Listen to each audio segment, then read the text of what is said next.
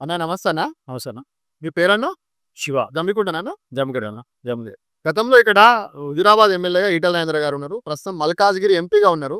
అయితే అసలు హుజురాబాద్‌లో ఈటెల రాజేందర్ గారిని మర్చిపోయిర్రా? లేదన్న. అదెప్పుడు జరగని పని. ఎప్పుడున్నా హుజురాబాద్ అంటే ఈటల రాజేంద్ర అన్నట్టే. హుజురాబాద్ ప్రజలకు అందుబాటులో ఉన్నారా మరి ఈటెల రాజేందర్ గారు? ఆయన ఎప్పటికి అందుబాటులో ఉంటారన్న. ఇక్కడున్నా, ఎక్కడున్నా రాజేంద్ర అన్న హుజురాబాద్ ప్రజలకు ఎప్పుడు అందుబాటులోనే ఉంటారు.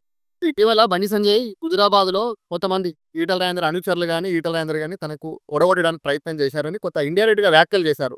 దానిపైన మీరేమంటారన్నా? లేదన్న అది ఖచ్చితంగా అది అబద్ధమే. కారణం కూడా చెప్తా అన్న. ఎందుకంటే పూర్వం ఏదైతే 20 ఏళ్లలో రాజేంద్ర అన్న రాజకీయ రాజకీయంగా ఉన్నారో అప్పుడు బీజేపీకి వచ్చిన ఓట్ బ్యాంక్ ఒకసారి చూసుకుంటే అంటే ఒక ఎమ్మెల్యే గారికి వచ్చింది ఓట్ బ్యాంక్ 1600. 1600 అనేది ఒక నార్మల్ కౌన్సిలర్‌కి ఇప్పుడు జమ్మిగుంట ఉన్న కౌన్సిలర్‌కి వచ్చిన దానికంటే చాలా తక్కువ. అలాంటి సమయంలో బై ఎలక్షన్‌లో ఈటల రాజేందర్ గారు బీజేపీ తరఫున పోటీ చేయడం వల్ల ఆ ఓటు బ్యాంక్ అసలు 1,50,000కి ఏరిందన్న. ఎమ్మెల్యే గారి ఓటు బ్యాంకు 1,50,000కి ఏరింది. తద్వారా ఎంపీ ఎలక్షన్స్ అప్పుడు నీ ఫస్ట్ ఎంపీ ఎలక్షన్ జరిగినప్పుడు నీకు వచ్చిన ఓటు బ్యాంకు 20,000 చిల్లర. కానీ ఇప్పుడు హుజురాబాద్ ప్రజలు నీకు ఇచ్చిన ఓటు బ్యాంకు 70,000 చిల్లర ఉంది. అంటే అది దాన్ని బట్టి పెరిగిందా తగ్గిందా మీరే ఒకసారి చెప్పాలన్న. ఎందుకంటే హుజురాబాద్ ప్రజల్ని వాళ్ళు మాకు ఓడగొట్టాలని చూసిర్రు అంటే ఖచ్చితంగా చెప్తున్నా, ఓడగొట్టాలని చూస్తుంటే మాత్రం నీ పూర్వ ఓటు బ్యాంక్ అంటే ఇంకా తక్కువ రావాలి తప్ప దానికన్నా డబ్బులు రావాల్సిన అవసరం లేదు. ఎందుకంటే మూడింతలు నీకు వచ్చింది. 20,000 చిల్లర ఉన్న ఓట్ బ్యాంకు 70,000 చిల్లర వచ్చిందంటే దానికి మూడింతలు వచ్చింది నీకు ఓట్ బ్యాంక్ అనేది. అంటే నిన్ను దగ్గర తీసుకుంటారు ప్రజలు. తీసుకురావడానికి హుజురాబాద్ ప్రజలు నన్ను ఓడగొట్టాలని చూసిర్రు, నన్ను ఓడగొట్టడానికి ప్రయత్నించారు అనుకున్న టైంలో మాత్రం నెక్స్ట్ టైం నువ్వు ఇదే హుజురాబాద్‌కి వచ్చి ప్రచారం ఎలా చేస్తావో నాకైతే అర్థమయ్యట్లేదు. నన్ను ప్రజలు ఓడగొడతారు నువ్వుకంటే ఎవరైనా సరే మేము మంచి చేద్దాం చూసినప్పుడు నువ్వు చెడన్న కొద్దీ ఎవరు కూడా దగ్గరికొచ్చి అన్నా మేము మంచిగా చేద్దాం అని చెప్పినప్పుడు కూడా నువ్వు చెడన్నాక వాడు నీ దగ్గరికి ఎందుకు వస్తాడు? వాడు నిన్ను ఎందుకు పట్టించుకుంటాడు? ఈ ప్రజలైనా అంతే. సో ఇప్పుడు ఈ మధ్యలో ఈటెల రాజేందర్ కూడా బండి సంజయ్ మీద కొంచెం ఇండైరెక్ట్‌గా టార్గెట్ చేసి వ్యాఖ్యలు చేశారు. దాన్ని ఎట్లా చూడాలసలు? నిజంగానే బండి సంజయ్ అన్నారా ఆ మాటలు? లేదన్న. ఎప్పుడు కూడా ఒక వ్యక్తిని మాటలనే వ్యక్తి కాదు. ఏదైతే మనం మనం ఇప్పుడు పాత సామెత ఒకటున్నది. మన పరుకున్న గుర్రాన్ని లేపి దండేసుకున్నట్టు వ్యవస్థలో కూర్చున్న వ్యక్తిని ఆయన వ్యవస్థలో ఆయన చూసుకుంటూ, ఆయన ప్రజలను ఆయన కాపాడుకుంటూ, ఆయన నమ్ముకున్న కార్యకర్తలను కాపాడుకుంటూ, ఆయన పనేది ఆయన చేసుకుంటూ, ఆయన నియోజకవర్గాలను నడిపిస్తుండు, ఆయన ప్రస్తుతం పోటీ చేసిన నియోజకవర్గాన్ని కాపాడుకుంటూ, అంతకుముందు నేను ఎల్లైతే ఎమ్మెల్యేగా ఉన్నానో, ఎక్కడైతే మినిస్టర్ ఉన్నానో ఆ నియోజకవర్గం కాపాడుకోవడానికి కూడా తప్పనుకుంటే అది నీ మూర్ఖత్వం అంతే.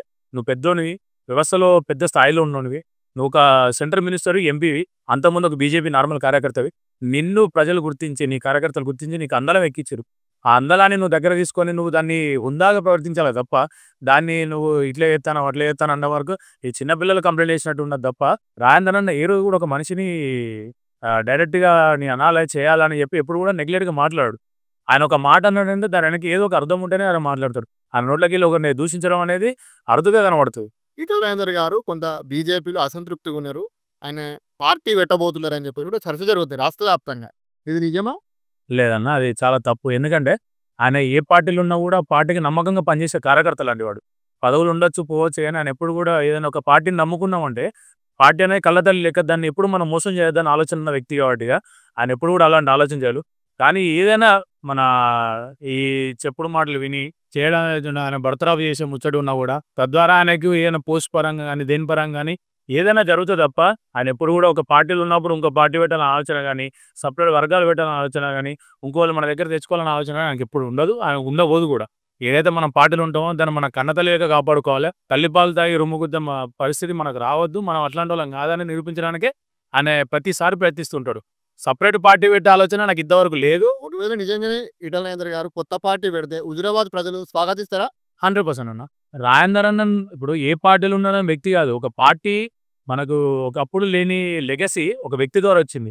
ఆ లెగసీని కాపాడుకునే ఆలోచన గాని, శక్తి గాని ఆయనకు మాత్రమే ఉంటది. పార్టీకి కాదు. ఒకరు గుర్తుపెట్టుకోండి, అంతకుముందు మనకు లేని లెగసీ ఒకళ్ళు తెచ్చిపెట్టిరంటే మనకు రెస్పెక్ట్ ఇవ్వాలి. ఆయన గనక ఇది వదిలేసిపోతే ఆయన లెగసీ కొనసాగుతూ కావచ్చు కానీ ఆయన పోయిన పార్టీ లెగసీ అయితే ఖచ్చితంగా కొనసాగదన్న.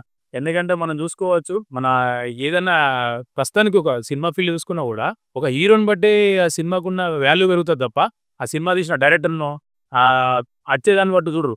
ప్రేక్షకులు వచ్చి చూసేది ఒక హీరోని మాత్రమే. నీకిప్పుడు బీజేపీ పార్టీకి హుజురాబాద్ నీకు కాన్స్టిట్యూన్సీ పరంగా ఈటెల రాజేందర్ అన్న హీరో లెక్కున్నాడు.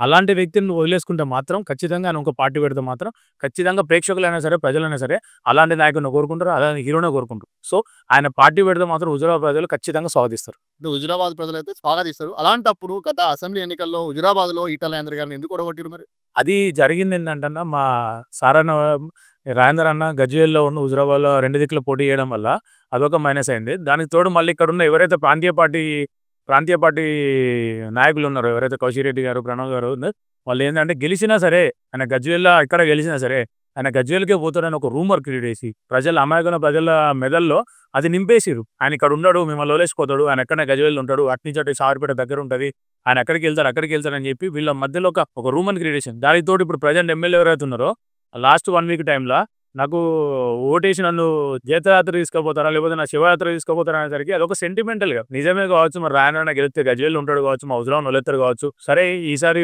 చచ్చిపోతాను బేరిస్తాడు, చచ్చిపోతాన్ని బాధపడతాడు, తల్లి బిడ్డ తండ్రి ముగ్గురు కలిసి బాధపడతాడు, ఒకసారి గెలిపించుకుందాం ఆయన ఒక సంఘీభావంతో ఆయన మీద ఓట్లు ఆయనకి వేసిరు కావచ్చు. కానీ రాజేందర్ అన్నకు వ్యతిరేకత హుజరాబాద్లో లేదన్న, అది రాదు కూడా. ఎందుకంటే రాజేందర్ అన్న వ్యతిరేకత ఉంటే 20 ఏళ్ళు ఇక్కడ రాజకీయం చేసేవాడు కాదు, 7 సార్లు కంటిన్యూగా ఎమ్మెల్యే, 2 సార్లు మినిస్ట్రీ చేసే వ్యక్తి అయితే కాదు. అది మీకు కూడా తెలుసు.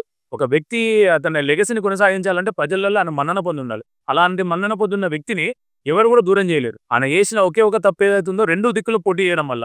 సో అక్కడ ఉన్న ప్రజలైనా సరే, ఇక్కడ ఉన్న ప్రజలైనా సరే, ఇక్కడికి వెళ్తే అక్కడికి వెళ్తారు కావచ్చు, అక్కడికి వెళ్తే ఇక్కడికి వెళ్తారు కావచ్చు అని అక్కడ ఉన్న లోకల్ నాయకులు పెట్టిన మబ్బె వల్ల ప్రజలు మోసపోయి రాజేందర్ అన్నను ఓడగొట్టడం జరిగింది అంతే. మరి వచ్చే ఎన్నికల్లో హుజరాబాద్ నుంచి ఈటల రాజేందర్ గారు పోటీ చేస్తారా, లేకపోతే మళ్ళీ మల్కాజ్గిరికో లేకపోతే గజ్వేల్కో పరిమితం అవుతారా? లేదన్నా, ఖచ్చితంగా రాజేందర్ అన్న నెక్స్ట్ ఎలక్షన్స్కి హుజరాబాద్ నుంచి పోటీ చేస్తాడు. ఆయన హుజరాబాద్ అనేది ఆయన అడ్డా కాబట్టి ఇక్కడి నుంచి పోటీ చేస్తాడు 100%. థ్యాంక్ యూ అన్న. Thank you.